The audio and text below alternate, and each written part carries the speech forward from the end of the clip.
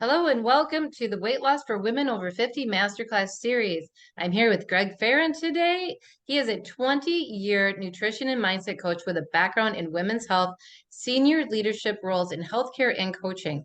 He works with women business leaders to up-level their energy to live on their terms with a blended approach to nutrition, mindset, and fitness called the Empowered Body Method. I just butchered it.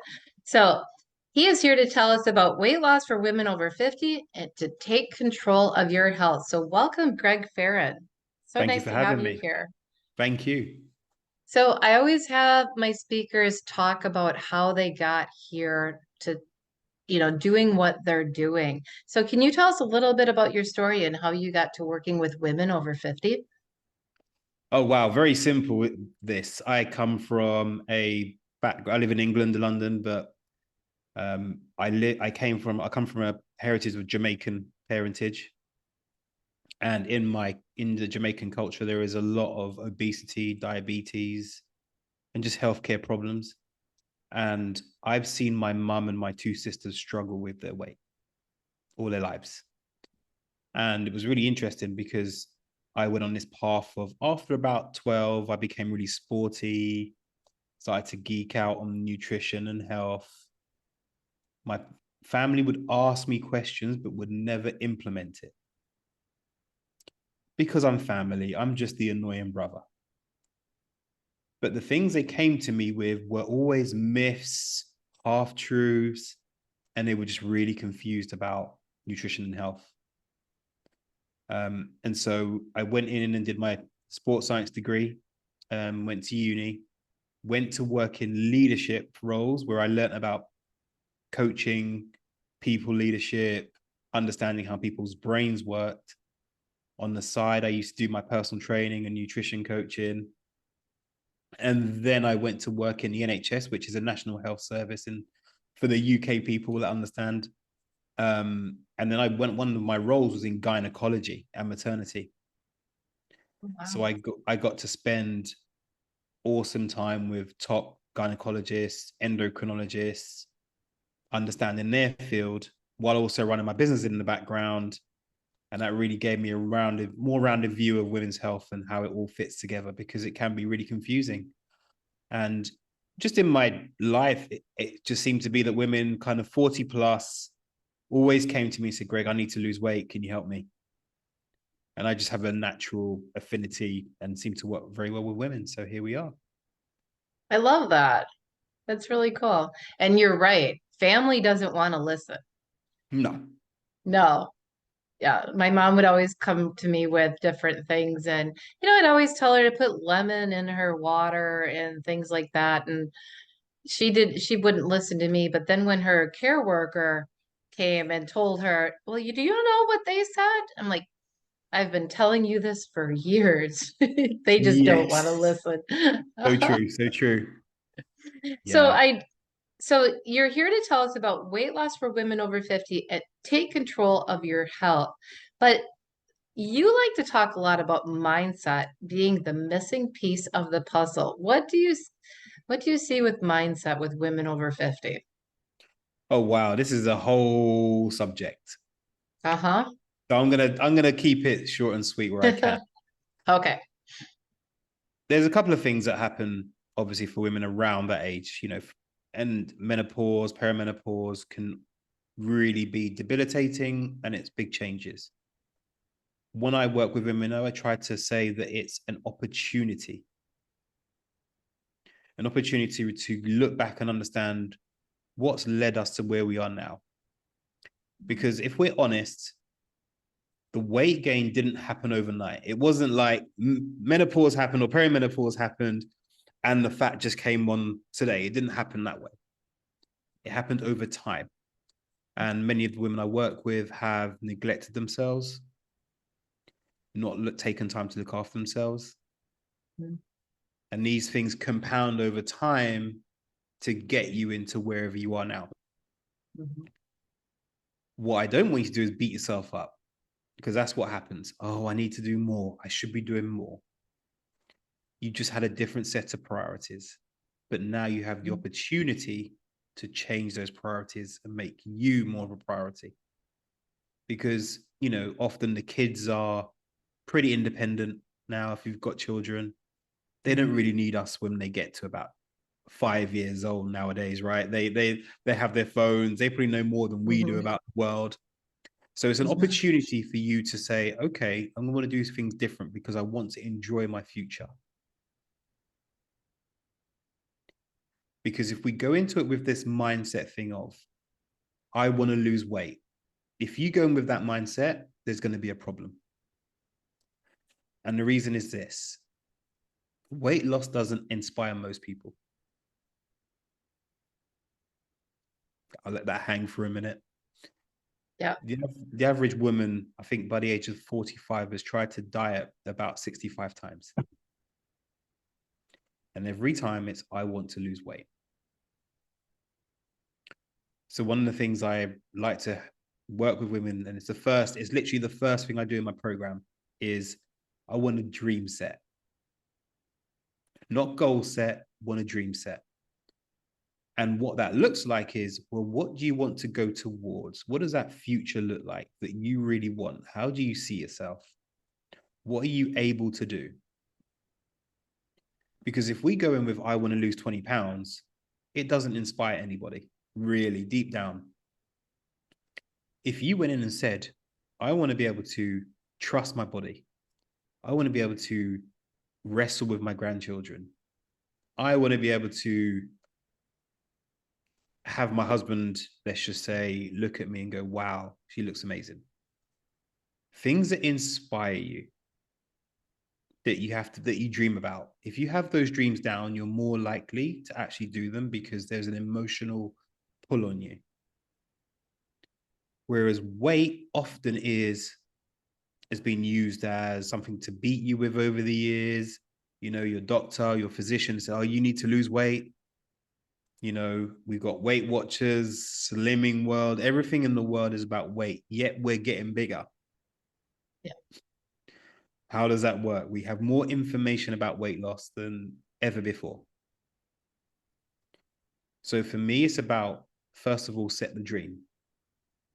Like, what do you really, really want in your heart that makes you say, I'm going to go for that walk, even though it's raining? I'm going to do that workout, even though I've had a long day. And one of the things I often get my clients to do is to listen to Martin Luther King's speech, I Have a Dream. Mm-hmm. Because take away all the racial tones and stuff. If you listen to the imagery that he puts into it, if you close your eyes, you can hear that. And if you create something for yourself with that, you're more likely to go towards it.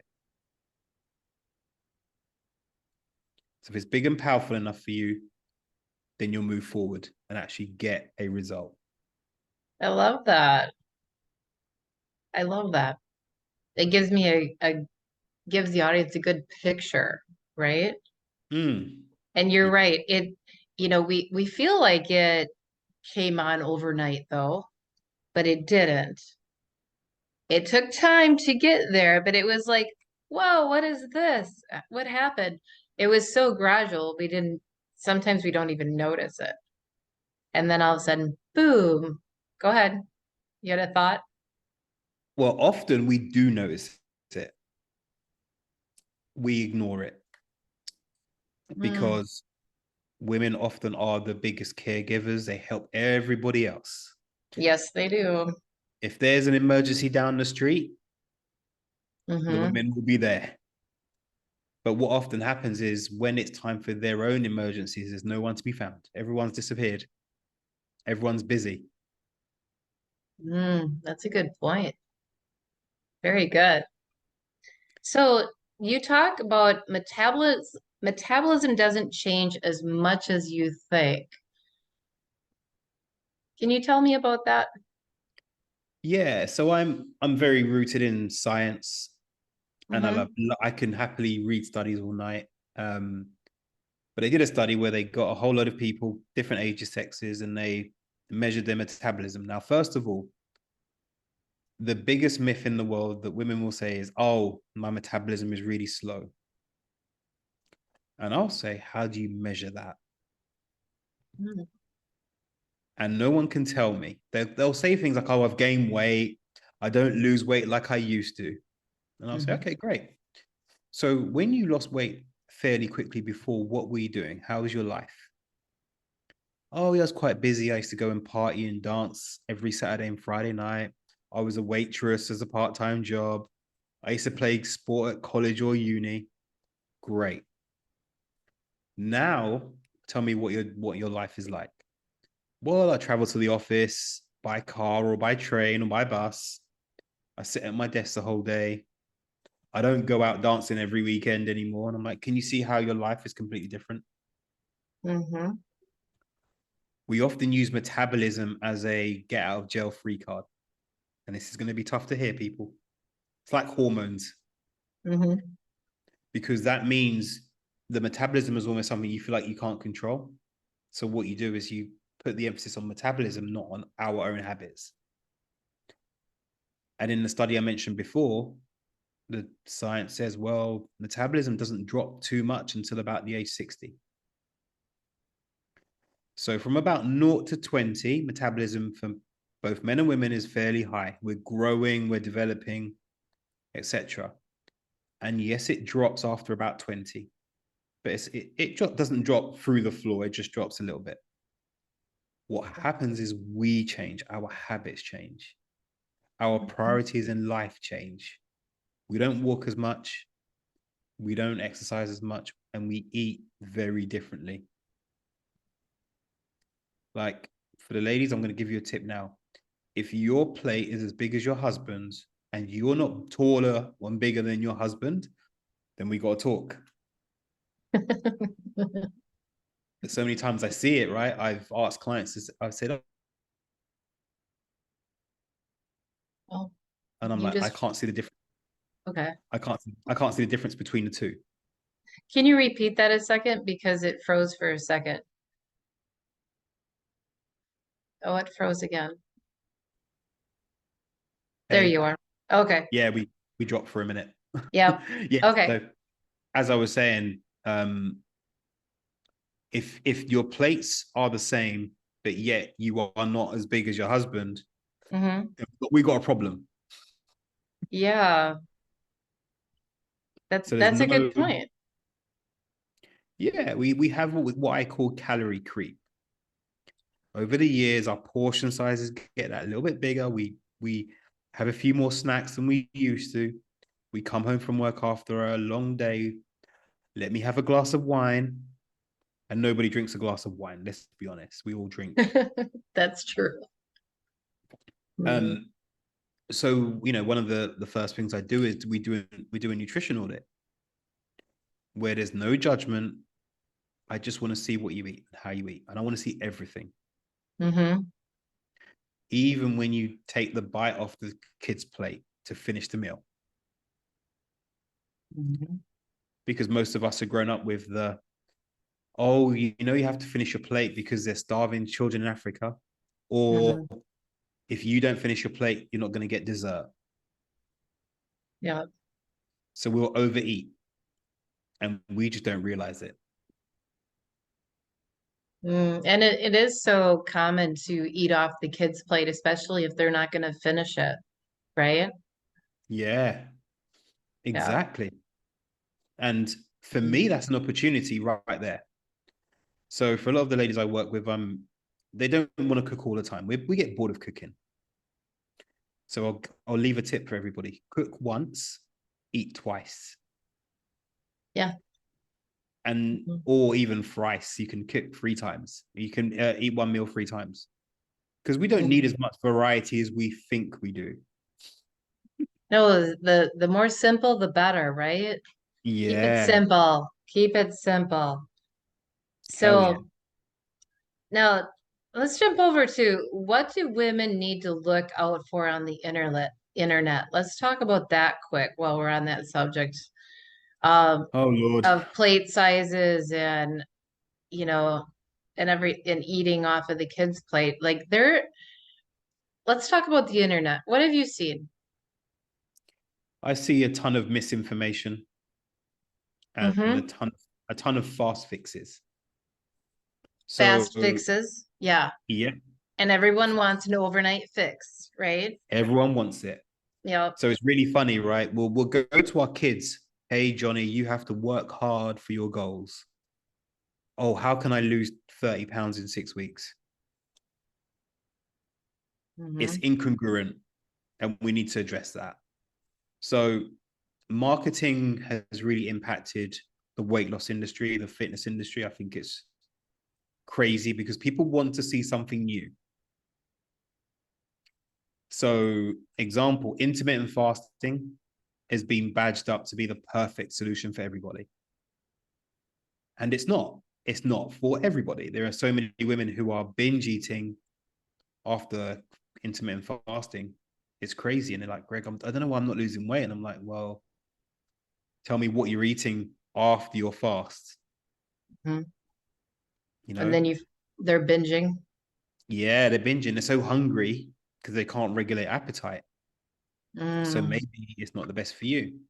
Um, People that talk about hormones but don't check your hormones. Mm. So they'll say things like your insulin is stopping you losing weight. And my question is how do they know your insulin is stopping you losing weight? They can't tell me. There's Hmm. no measurement. So when you hear that, it's trying to make a complex issue out of something that potentially is very simple. Yeah. But often that means you got to change the way that you eat, sleep, and look after yourself. And start making yourself a priority, right? But like you Yep. said before, we care for everybody else.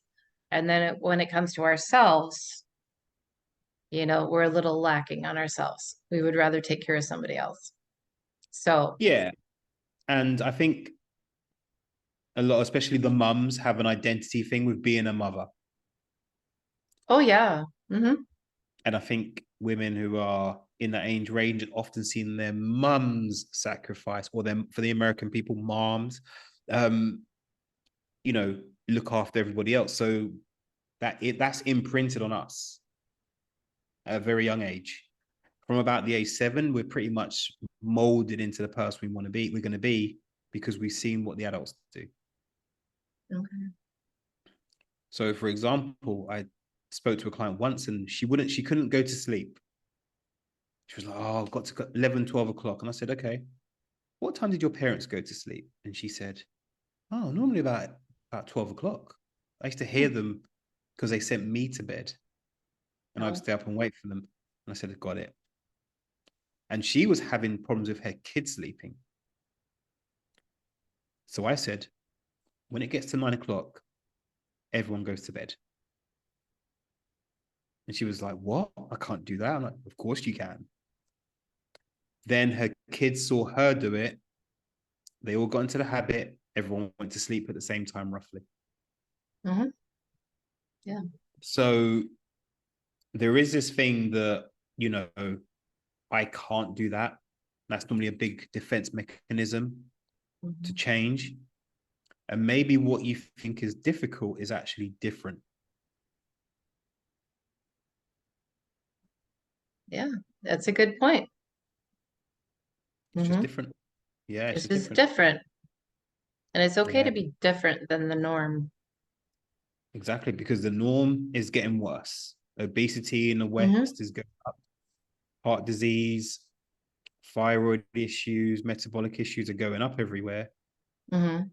If you want to be in the norm, then we need to talk. Yeah.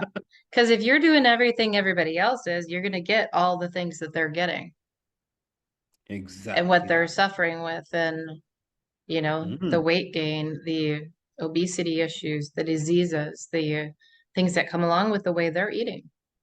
yeah. And I think what's really happening as well is this whole anti-diet culture and health at any size. It's becoming a bit of a problem because it's going too far one way. There's no middle Mm. ground. It's like diet culture, anti-diet culture. There's no middle ground. Hmm. And I want ladies to remember that you can love yourself and still want to look and feel a different way. There's nothing wrong with that. I love that.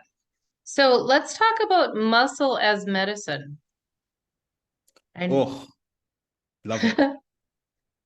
okay, fill us in. Simply this. One of the reasons why metabolism may slow down is the lack of muscle mass.